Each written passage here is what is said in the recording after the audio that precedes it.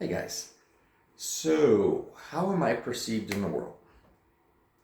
Do I even care to explain all of this? Yes, I kind of do. Because it's weird. I go to the bar every Saturday, like clockwork. And all the bartenders know me. And I guess apparently and I've talked about this, they've all talked about me. And I'm like, cool, what are you guys saying? And they're like, oh, well, you know, you like start flirting with guys and they like in your hand, they're like putty. And I'm like, okay, that's interesting. That happens here and there. But if you guys are saying this is what the world is like for me, I'm listening. And what you don't realize is the guy that was telling me this, I then said, did you know when I was when I went back to Detroit after being gone for like 4 or 5 years, I had somebody come up to me and say, you were such a player. And I'm like, what are you talking about? Well, you were always all over everybody. And I'm like, no, that's not true. He says, well, you didn't wear your shirt. I'm like, that's a sign of being a player? They're like, well, kind of. And I said, okay, what else? And they're like, well, you were, and then he was trying to describe me in a way that made it seem like I was like some kind of like male prostitute. And I sat there and I said, did you ever see me leave with anybody? Well, no, we never saw you leave. And I said, I left by myself. I was actually looking for a relationship. And he goes, I wish I'd known that. Oh my God, I wish I'd known that. And it was like, oh, okay.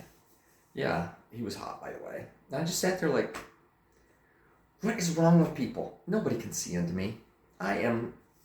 For me, it's easy to read people. Apparently, it is difficult as shit to read me. Who would have thunk it?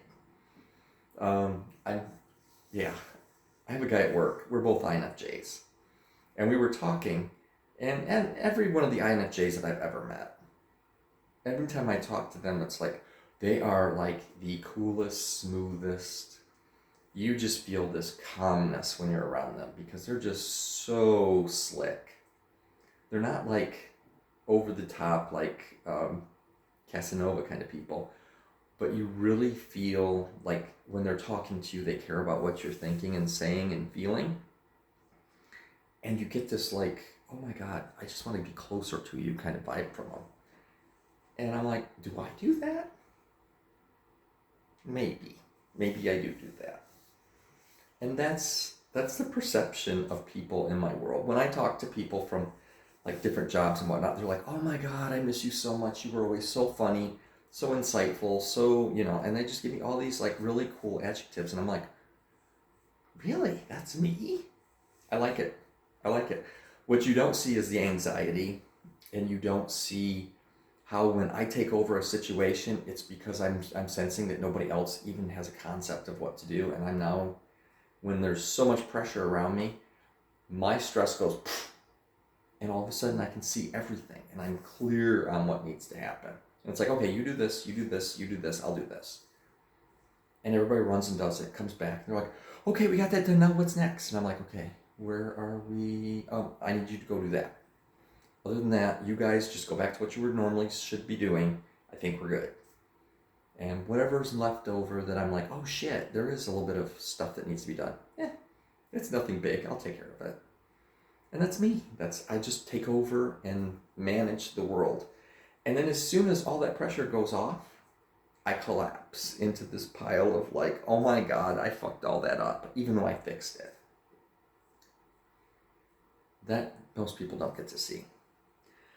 That's what I'm giving you guys. You have the inside look into the horrible mind of an INFJ who will bend over backwards, reconstruct reality to get stuff done. And at the end of it, collapse because that was more adrenaline than anybody should ever have to deal with. And I took care of it for other people.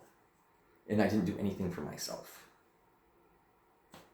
I love you guys.